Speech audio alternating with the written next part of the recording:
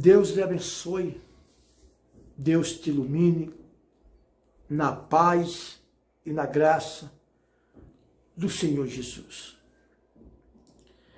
Lá no livro de Tiago, a Bíblia diz que muitos não recebem porque não pedem. E quando pede, pedes mal, para esbanjardes nos prazeres da carne, né? Muitas das vezes eu atendo pessoas dizendo assim: pastor, missionário, ora pela minha vida financeira, né? Ora, mas gente, mas peraí.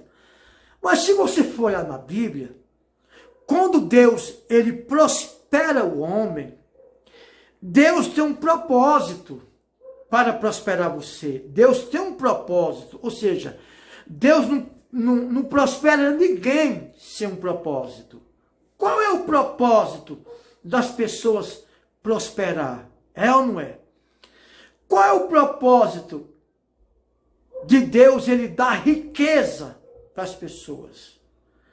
Tem pessoas que acham que eles são os melhores, é os bambambam. Não, olha por mim, porque Deus é bom e Deus quer ver o bem. Não, Deus quer ver você bem. Mas não é porque você quer ser próspero financeiramente que isso vai ser bem bom às vezes para você. Tudo tem um propósito, gente. A Bíblia diz que muitos pedem e não recebem porque pedes mal ou porque não pede, né? Ou seja, pede para esbanjares nos prazeres ou no pecado. Então o que acontece, gente? A pessoa, ela quer prosperar, mas ela não quer fazer por onde ela prosperar. A Bíblia fala da lei da semeadura, né? A Bíblia fala da lei da semeadura. A palavra de Deus, ela é 100% reta, irmão, correta, né? Por exemplo, você, pastor, você, missionário, você que participa de alguma área das redes sociais, seja no Instagram, no Telegram, no WhatsApp, no YouTube, em qualquer área, né, das redes sociais. Nós temos que aprender a explicar para o povo qual é o propósito que Deus tem em abençoar ela financeiramente. Quando Jesus disse: buscai primeiramente o reino dos céus e a sua justiça, e a demais coisas será acrescentada, o que Deus está falando na pessoa do Senhor Jesus? É que nós temos que se preocupar primeiramente com a nossa salvação, em ser justo e aprender a se preocupar, a investir no reino dos céus.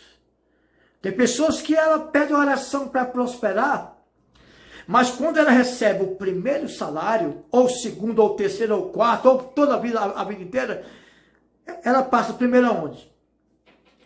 Num bar. Alguns, não é todos. No prostíbulo. Vai se preocupar com seus compromissos cotidianos. Mas a obra de Deus não está nem aí.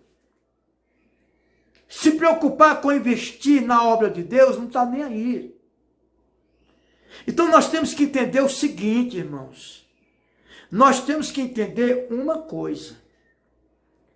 Que o propósito de Deus para te abençoar é para você abençoar.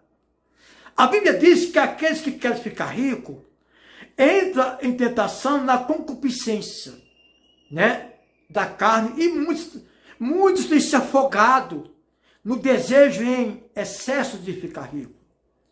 Mas vamos explicar isso, o que quer dizer a palavra. É pecado eu ser rico? Não. É pecado eu querer ser rico para investir em coisas que não tem nada a ver com o reino dos céus.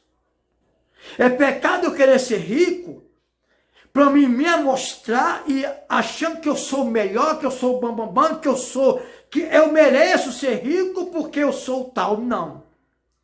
Quando a Bíblia diz que aqueles que querem ficar ricos entram na concupiscência da carne, e muitos se afogaram e perderam a fé por querer ser rico, não é querer ser rico para investir, para saber ter um bom investimento na obra de Deus, na obra missionária, um bom investimento na família, um bom investimento na esposa, no marido, no filho, na filha e também naqueles que estão ao nosso redor, que estiver no nosso alcance.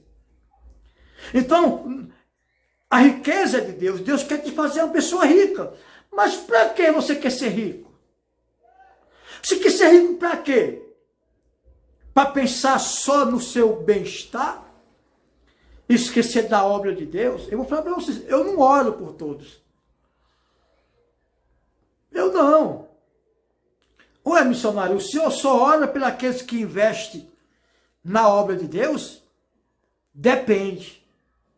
Quando a pessoa não tem conhecimento da palavra de Deus, a gente ora por todos, para Deus dar conhecimento, entendimento, para a palavra de Deus penetrar profundamente na vida daquela pessoa. Mas uma pessoa que conhece o Evangelho, toca nos dízimos, toca nas ofertas, vê o irmão passando fome, necessitado, vê a obra de Deus, numa escassez não está nem aí, essa pessoa eu não oro por ela. Eu oro para Deus abrir a mente dela, sabe por quê? Porque, irmão, a vida do homem é igual uma pipa. Pipa.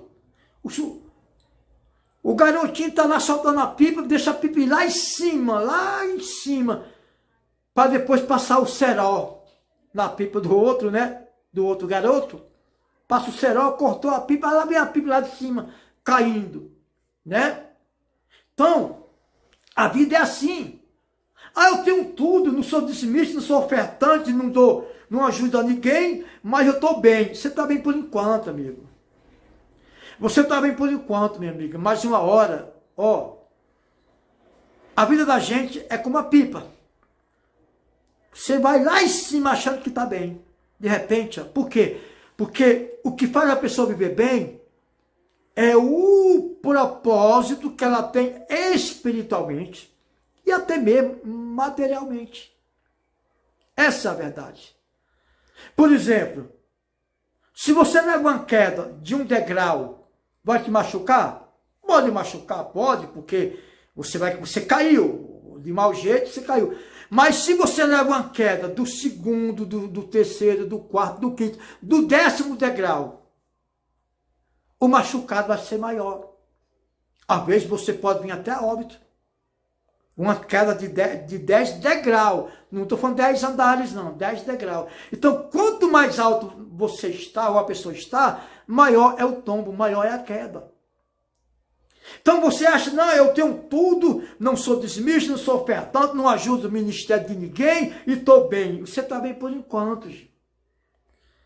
Porque a Bíblia, ela diz que esse tipo de pessoas, elas pedem, muitas das vezes, e pedem mal para investir nos prazeres da carne. Né?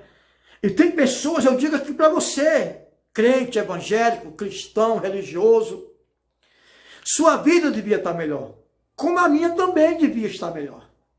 O problema é que muitas das vezes a gente só crê na palavra de Deus naquilo que vai nos favorecer.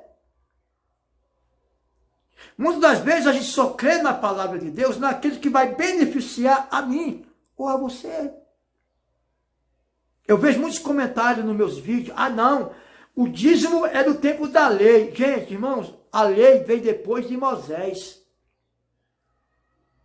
E a Bíblia diz que Abraão, no tempo de Abraão, já era entregue o dízimo. Lógico que não era frequentemente, mas era uma coisa que foi dado por livre e espontânea vontade, o dízimo. Né? Entre Abraão e Melquisedeque. A lei vem bem depois. Bem depois. A prova disso é que quando Moisés saiu do Egito, ele levou as ossadas de José, que era neto de Abraão. Neto de Abraão, não, bisneto de Abraão, né? José, filho de Jacó, Jacó, filho de Isaac, Isaac, filho de Abraão. Agora, isso é desculpa para quem não quer dizimar, ofertar, porque a oferta está no Novo Testamento.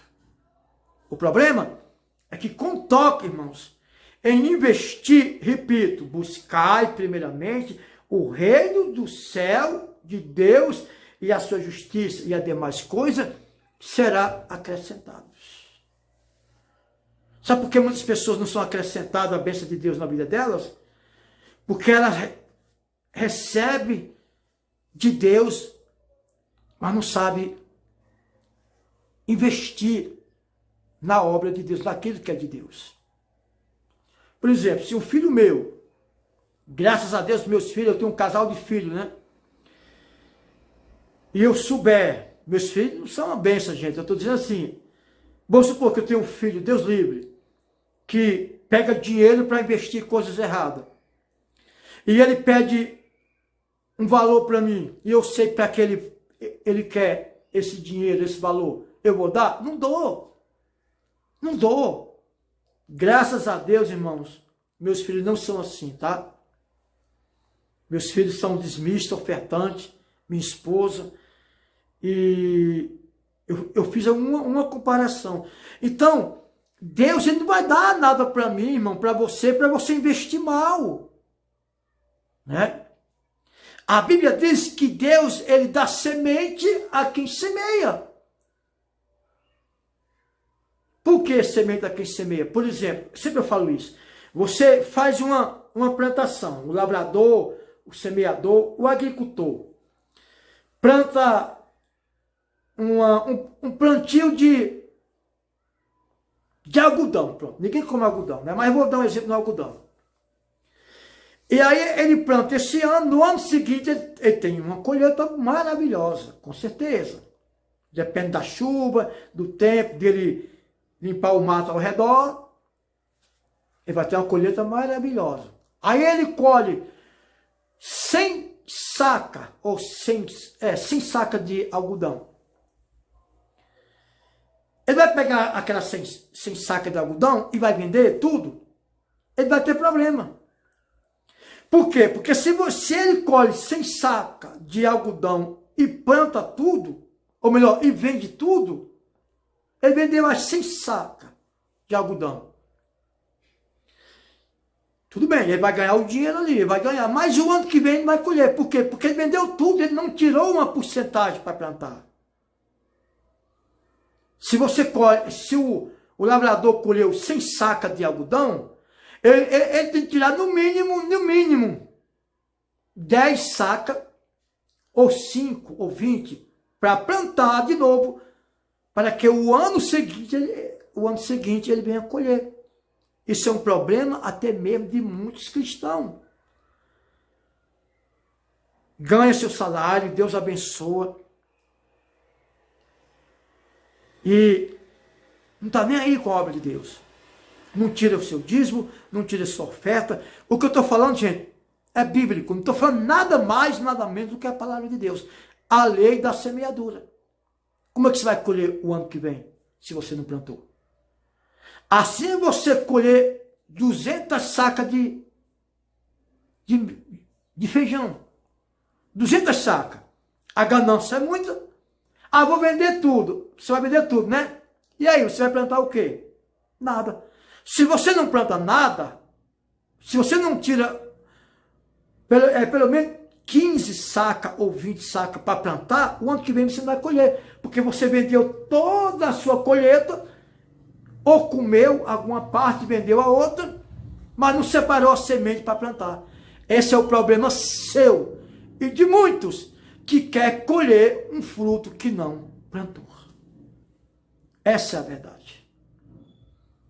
Que Deus te abençoe na graça e na paz do Senhor Jesus Cristo. Você pode comentar aqui abaixo, deixar seu nome, o seu pedido de oração. Vou deixar aqui abaixo o nosso WhatsApp, tá? Você que deseja um atendimento, que o nosso WhatsApp é o mesmo contato do nosso Pix, para quem desejar nos ajudar a obra de Deus por livre e espontânea vontade. O mesmo número do WhatsApp é o do Pix. Do WhatsApp para nós lhe atender te orientar, orar por você. Amém? Por livre e espontânea vontade. Que Deus abençoe na paz de Cristo Jesus.